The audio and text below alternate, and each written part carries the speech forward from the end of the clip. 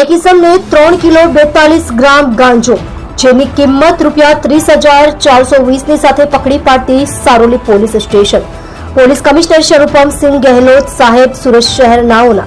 No drugs in Surat સિટીના અભિયાન અંતર્ગત ગેરકાયદેસર ડ્રગ્સ ગાંજા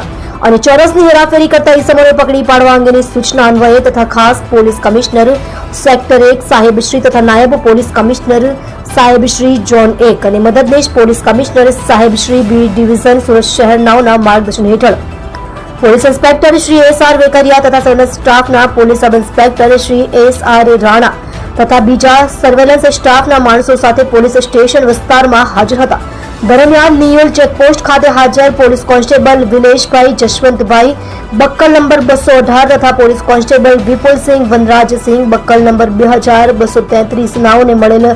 બાતમી હકીકતના આધારે નિયોલ પોલીસ ચેકપોસ્ટ નજીકમાં સાબરગામ બીઆરટીએસ બસ સ્ટેન્ડની સામે સુરત કડોદરા રોડ વાળા સર્વિસ રોડ ઉપર જાહેર રોડ ઉપર સાવલી ખાતેથી આરોપી સરફરાઝ ખાન અબ્દુલ્લા પઠાણ ઉંમર વર્ષ 25 ધંધો ડ્રાઇવિંગ રહે ખ્વાજાનગર બિલાલ મસ્જિદની પાસે વટવા અમદાવાદ શહેર તથા ઘર નંબર 32 પૂજારીની ચાલ 4 તોલા કબ્રસ્તાન ગોમતીપુર અમદાવાદ શહેરનાઓને માદક પદાર્થ ગાંજો જેનું વજન 3 કિલો 42 ગ્રામ જેની કુલ કિંમત ₹30,420 ની મત્તા સાથે ઝડપી પાડી ઉપરોક્ત ગાંજો આપનાર તથા ખરીદનાર બંનેને વોન્ટેડ જાહેર કરી કાયદેસરની કાર્યવાહી કરેલ છે.